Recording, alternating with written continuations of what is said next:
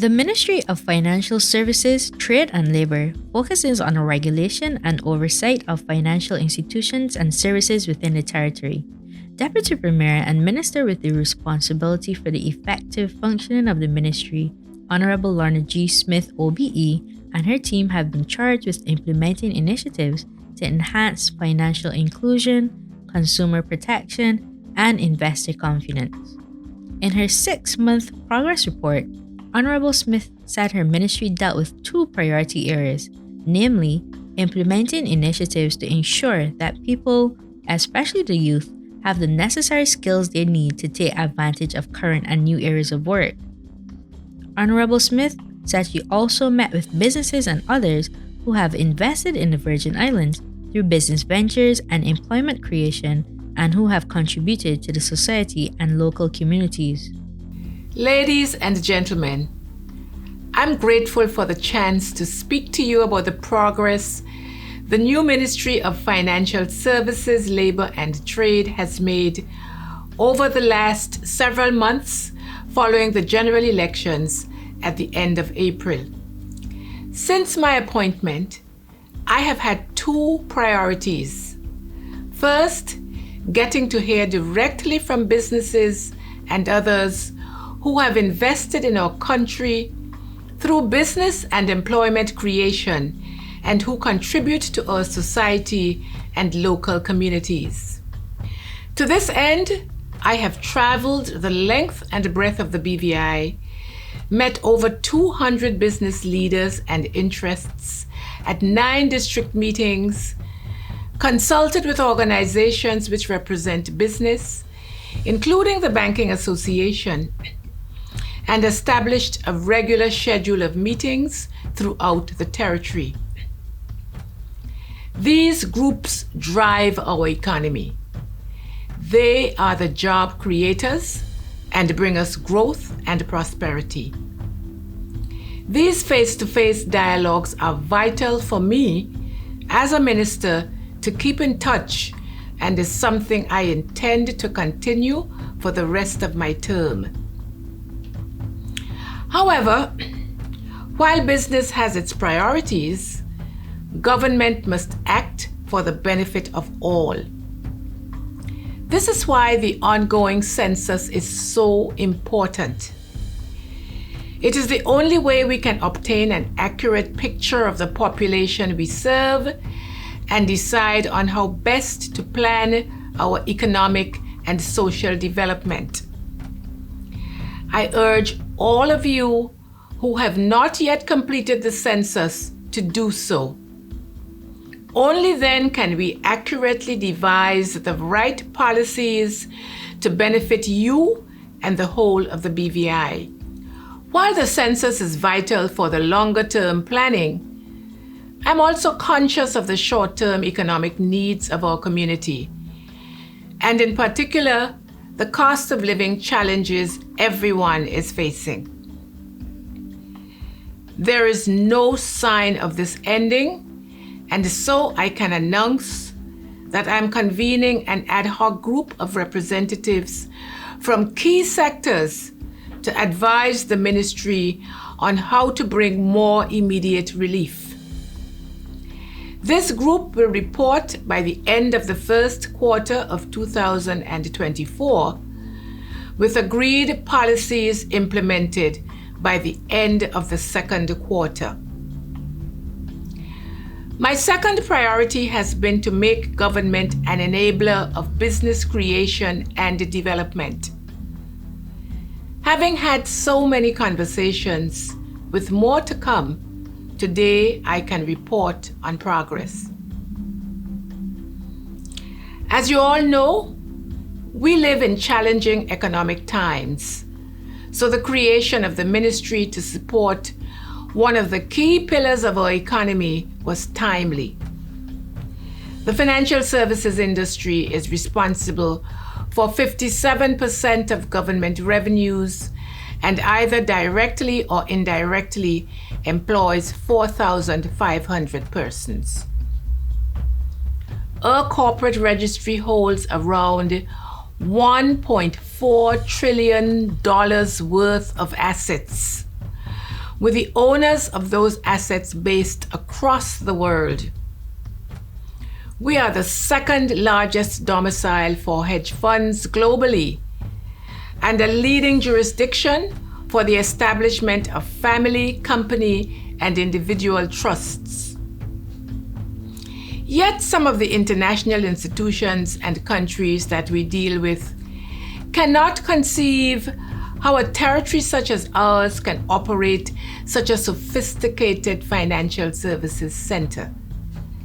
They continually expect us to fail. We have all seen such opinions expressed in global media and indeed within many of these institutions themselves. The Ministry of Financial Services, Labour and Trade will be an essential counterweight as we come to grips with these views. We now finally have the government representation we need in the many international and governmental institutions with which we deal. Integrating this critical sector under one umbrella with labor and trade means that we can also ensure better coordination of policy creation and implementation. These areas of responsibility are crucial to our continued growth and prosperity.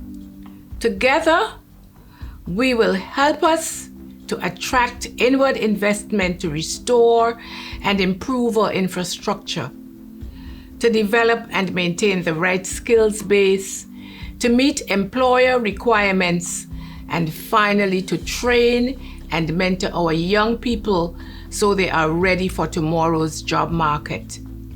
I was proud to take the role of minister, and I firmly believe that the ministry is critical to our future growth. While economic headwinds have impacted the global economy, there are issues peculiar to the BVI which have amplified the impact of the high cost of living. So let's look at our financial services first. Our tourism industry is, of course, heavily dependent on people actually being able to visit. The combination of the 2017 hurricanes, followed by the pandemic, devastated this vital industry, creating significant levels of unemployment throughout the BVI and damaging family incomes. But these events also reminded us of how important the service-based element of our economy is.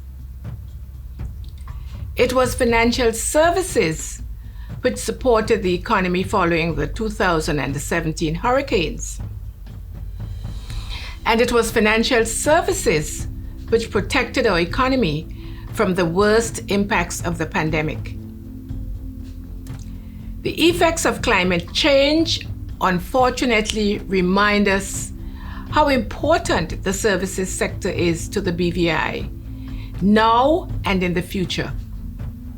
As a government, we must expand this part of our economy, both in relation to financial services, but also in other areas such as creative industry and fintech.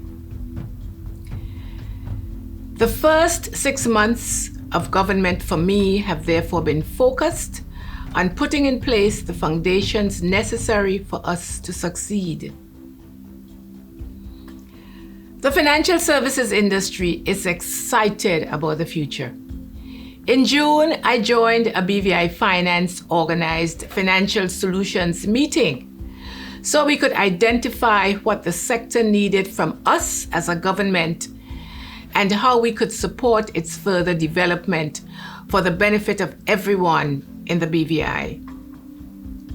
Moving forward, we will look closely to ensure that it has legislation and regulations it needs so that the BVI continues to be the agile and innovative center it always has been.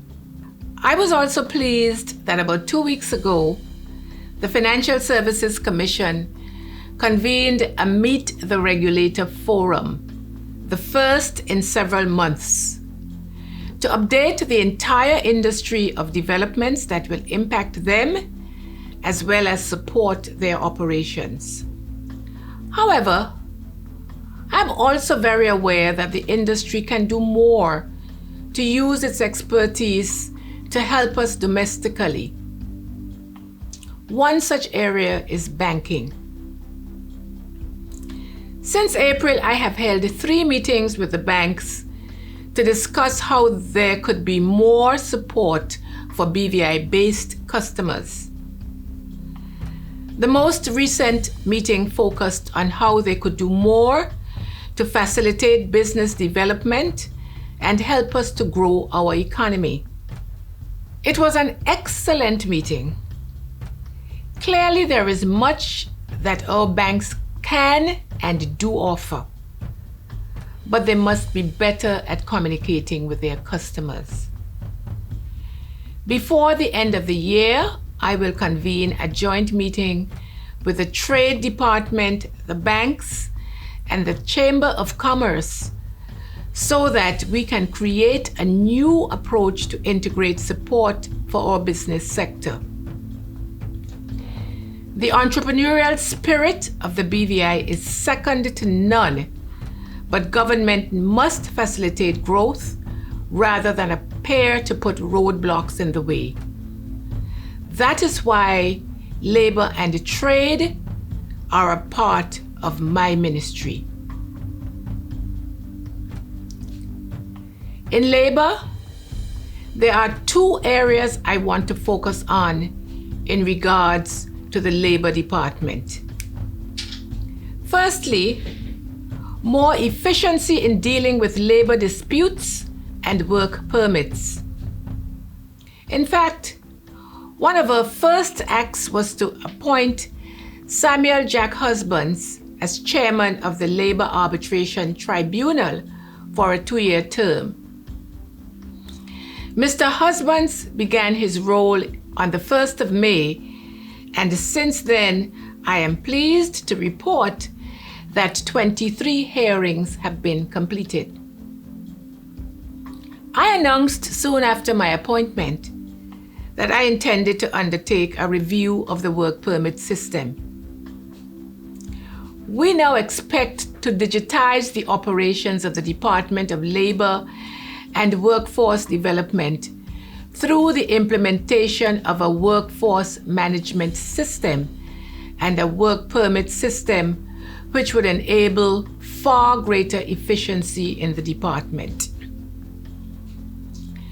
To complement this, I also recently convened a joint session between Labor and Immigration on issues such as a greater liaison between the 2 processing applications, for example, in dealing with emergency work permits. In short, making it easier to do business in the BVI and thus strengthening the economy. Using more technology at our Labor Department is only one element of our drive to digitize our economy. Digital transformation, including the effective and safe use of AI software, is essential to our ability to modernize our economy. It affects every area of our lives, from homes to business, and we must stay in step with the rest of the world. The tender to support the government in this effort will be rolled out in the coming months, and I look forward to reporting back at our next update. My second area of focus is to ensure that our people, especially our young people, have the skills they need to take advantage both of current and new areas of work. Digitalization will help this as one aspect of training, and upskilling our workforce will center on promoting the development of skills and jobs in the digital economy. However, we must look more widely. We are therefore in discussions with the International Labour Organization for technical support in developing a broader labour market policy. This will focus on identifying training and development opportunities for workers in key sectors of the economy, creating job opportunities for young people, and providing them with the necessary skills and the support to succeed in the workforce, as well as supporting the development of new industries and sectors, including opportunities in the green and blue economies. These new areas are critical to our ability to secure a sustainable future for the BVI. Indeed, one area where the BVI already makes great advances is in fintech. Government, through the ministry, was happy to sponsor the fintech training course in partnership with the Robert Mathavius Institute at the HLSCC, assisting a second cohort of local students in obtaining certification in this important field. And I was delighted to be able to congratulate them personally at their graduation, the first of many, I hope. This course is a great example of the government funding specific training to help us develop our services sector. Fintech is an important growth area for us. We are now one of the top destinations for digital asset funds, and I'm particularly excited that in 2024 we will host Fintech on the Sea. This will bring together fintech leaders from around the world to discuss emerging trends and technologies. It will also provide a platform for startups to showcase their innovative solutions in the fintech and related sectors and attract potential investors. You never know, some of those startups could be cooking in the BVI even as we speak. And I am excited to see new initiatives in this area. In business and trade, as I have said many times, business is the lifeblood of our economy. As well as putting in place new policies to improve the efficiency and effectiveness of our Labor Department, I'm pleased to say that we have been able to put in place some quick fixes to address business concerns. One example is allowing nominees to pick up work permits rather than the senior staff. It may seem a small thing, but our businesses saw it as wasting a lot of time for their employees, and it seemed a straightforward solution, which I can report is working very well. If any of you have other similar ideas on how we can help you, let us know. Our door is always open. But most importantly, our business community is ambitious and keen to take advantage of our new initiatives in international trade. The first trade mission we undertook to Guyana in August, and it was a great success. For us, Guyana was an obvious choice. One of the leading members of CARICOM, a fast-growing economy, and a desire to do business and help contribute to the economic growth of the Caribbean region. All reasons for the BVI to establish a strong relationship with the country. Our private sector clearly agreed, and all self-funded their participation. Together, we have identified a number of specific areas for collaboration together with numerous business leads for BVI companies, enhancing the economic prospects for both countries. The work we have done to date is only the beginning.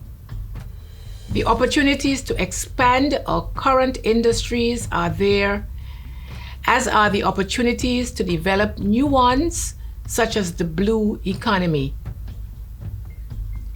My job is to remove the hurdles to successful businesses, to help them to identify the paths for growth, and to support them in creating the sustainable jobs we need for the future, so that together we and our economy can thrive and prosper. Thank you. Deputy Premier and Minister for Financial Services, Labor and Trade, Honourable Lorna Smith OBE, as she presented a progress report of the Ministry of Financial Services, Labor and Trade over the last several months following the recently held general election.